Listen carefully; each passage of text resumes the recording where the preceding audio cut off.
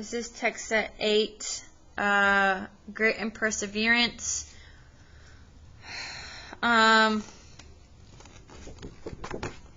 main character of this book is a Chinese American at a time when the United States is at war with Japan. Can you predict some ways in which she might need grit and perseverance? Many Americans at the time were biased against Asians. Let's read Nim and the War Effort by Millie Lee and see in what way Nim has to call on perseverance and grit to solve her problems. Nim covered the big round table with newspapers and carefully smoothed them. Then she set on 9 pairs of chopsticks, 9 bowls, 9 plates, and 6 serving spoons. They looked across the room to see Grandmother embroidering a small satin slipper and Grandfather reading a Chinese newspaper. Grandfather, when you finish your newspaper, may I have it? Tomorrow is the last day of the paper drive.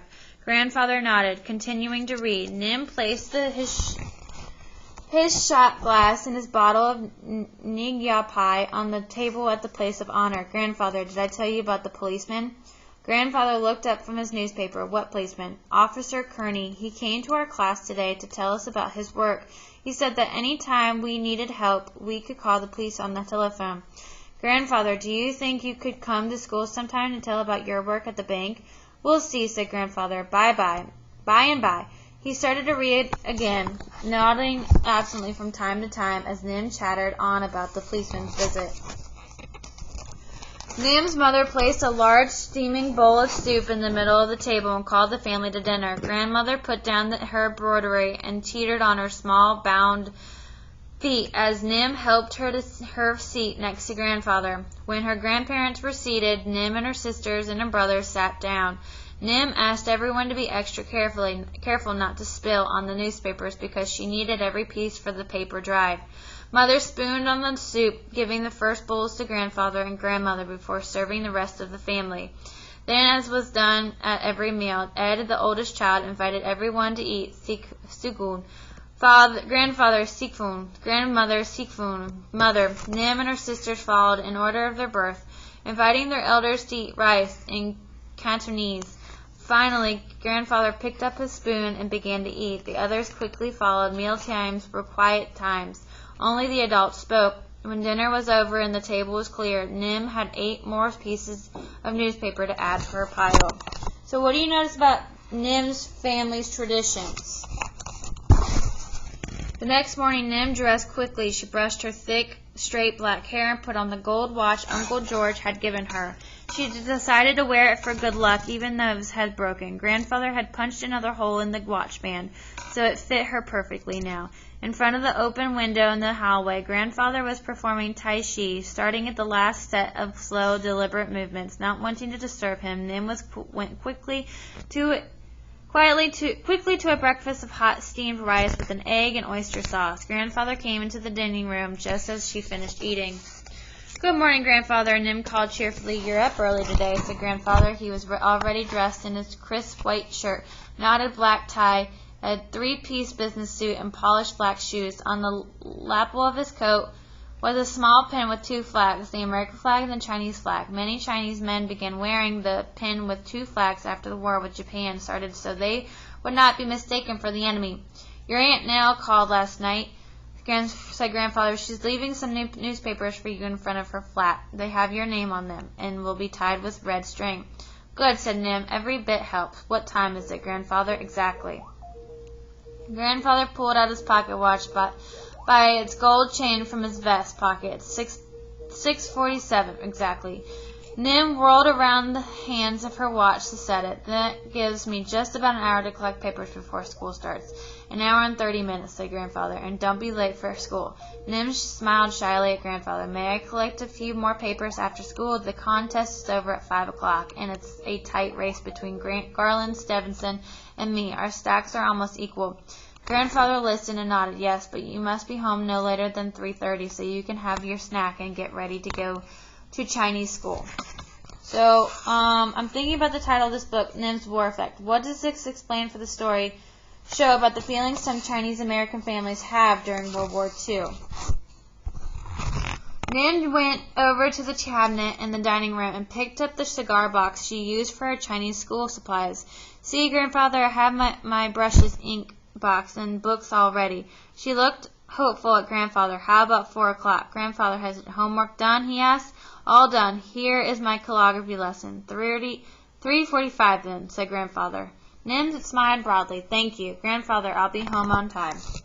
Grandfather helped Nim carry her rickety red wagon down the stairs to the sidewalk. She loaded a small bundle of newspapers and her school books onto the wagon and started up Sacramento Street. The wagon made creaking noises as she pulled it along.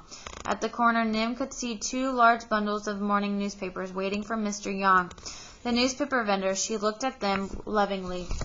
2 doors away, Mr. Khan, the butcher, was opening his shop for the day. Hoi mei sin chang. Good sales, sir, Nim called to him in Cantonese. The butcher nodded as Nim stopped in front of the store. Sorry, he said, I can't give you any more newspapers. I need them to wrap meat. Nim made a sad face, picking out her lower lip. Oh, all right, said the butcher. Here are a few more papers for you, but that's it. Thank you, Mr. Khan. She put the papers on top of her sack in the wagon. Garland Stevenson is going to win the prize. But that's okay, said Nim, because I'll be helping in the war effort. It really doesn't matter who wins. The butcher threw up his hand. What do I say to my customers? Put the meat in your pocket and carry it away because all the newspapers are needed for the war effort. All right, he grumbled, handing Nim a few more papers. But no more. And tell your grandfather I have some fresh oxtails for him. He likes oxtail soup, I know. Nim thanked the butcher and looked at her watch. What time is it? She followed his eyes as he looked over the clock of the far wall. Next to it was the large photograph of Mr. Khan's son, George, in Air Force uniform. 7 o'clock, he replied. Nim adjusted her watch and waved goodbye. Nim headed up the block to her aunt's flat, but where were the newspapers tied with red string? Nim frowned. Maybe Aunt Nell had forgotten to put them out. Nim stood there for a moment, trying to decide whether to ring the doorbell so early in the morning or to come back after school.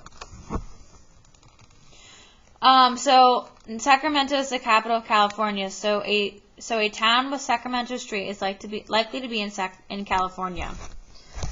All right. So then she looked down at the street and saw Garland Stevenson just disappearing around the corner, pulling a brand new radio flyer wagon full of newspapers. On top of the pile was a large stack tied with red string. Nim set off after him. Garland Stevenson might be twice her size, but he was not going to get her newspapers. Garland had stopped in front of Mr. Wong's stall, which was still boarded up. He looked around to see if anyone was watching, and then picked up the 2 big bundles of morning newspapers. They were heavy and widely, and Garland had trouble putting them in the wagon. When he heard the creaking of Nim's wagon, he took off his jacket and quickly tried to cover the load. Those are today's papers, said Nim. What's it to you, Miss Know-it-all, said Garland. You can't take them. They belong to Mr. Wong. Well, they're mine now, said Garland. Mr. Wong shouldn't have left them lying on the sidewalk. Then Garland made it a fist to threaten Nim.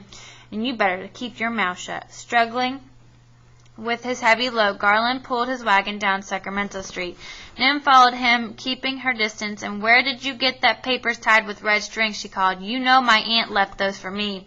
Garland mimicked her in a high, shrill voice. And where did you get the papers tied with red string? He made a face at Nim. The front wheels of the wagon jammed as he turned the corner. Garland tried to keep it from swerving, but the wagon fell on its sides with a crash, spilling newspapers all over the sidewalk. The wagon wheels spun in the air. Keep away. Stay back. They are mine.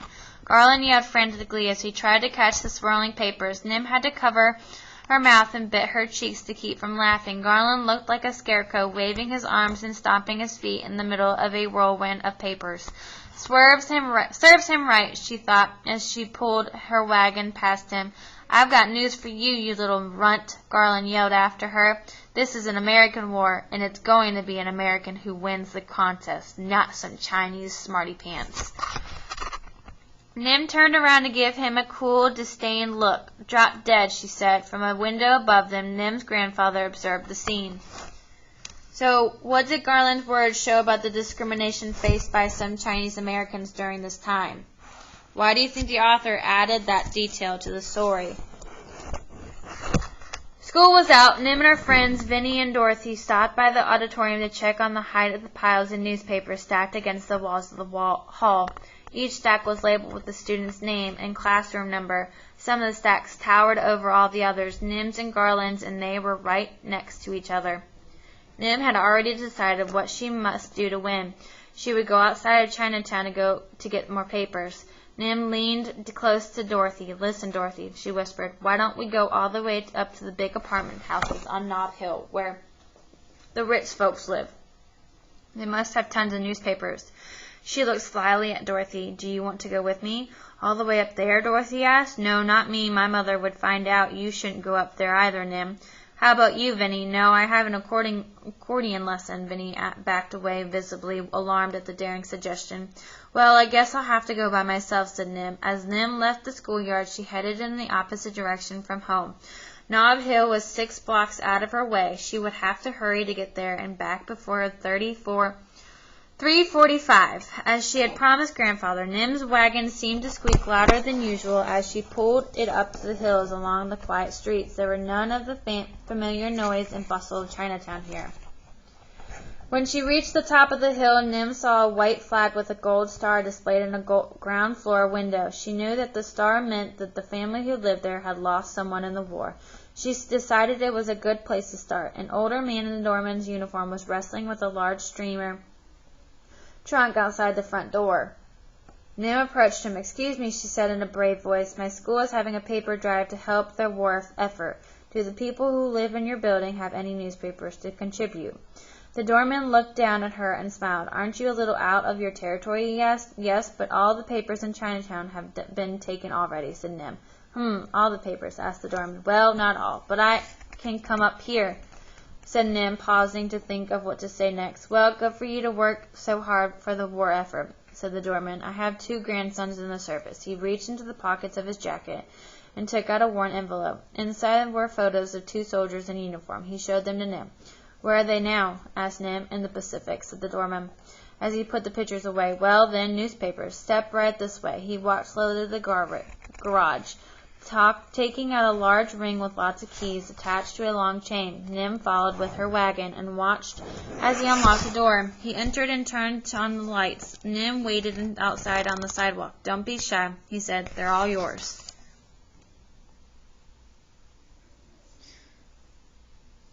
All right. Nim looked past him in the garage. Then there, piled high from floor to ceiling, filling almost the entire garage, were stacks and stacks of newspapers. Nim was speechless. She had never seen so many newspapers in one place. There were more even than all the newspapers collected in the school auditorium. "I've been meaning to borrow a truck to take them to the collection center," said the doorman. "May I have all of them?" asked Nim. The doorman smiled. "Help yourself." Nim became thoughtful. She frowned and asked, "What time is it?" The doorman looked at the wristwatch. "It's about 20 past 3. "Exactly?" asked Nim. The doorman looked again. "It's exactly 3:23. In time for me to get to the steamer trunk out of the doorway before someone bumps into it. You go ahead and take all the papers you want." Nim adjusted her watch, and the doorman started to leave. "May I use the telephone?" asked Nim. "Help yourself," said the doorman. "It's on the table in the lobby." The doorman returned to the trunk, and Nim went to the building. A few minutes later, a police car and a paddy wagon screeched to a stop in front of the building. Nim was waiting on the sidewalk outside the open garage. A police officer jumped out of the car. "Who called for help?" he asked. "I did. Please hurry," said Nim as she led him to the entrance of the garage. "What's the problem?" asked the police officer. "We need to get all these newspapers to Washington Irving School right away."